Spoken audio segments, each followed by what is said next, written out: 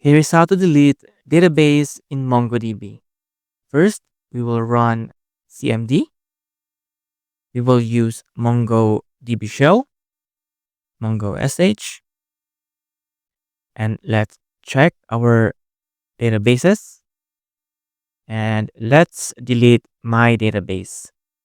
So let's use my database and we'll use db drop database. And let's see if it is deleted. And it is deleted. For the second method, you can use MongoDB Compass. I'll run MongoDB Compass.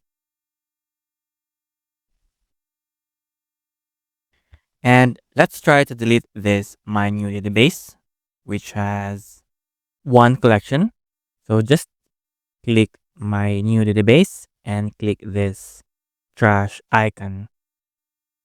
So let's confirm by typing my new database. And let's drop the database. And this is how we will delete database in MongoDB.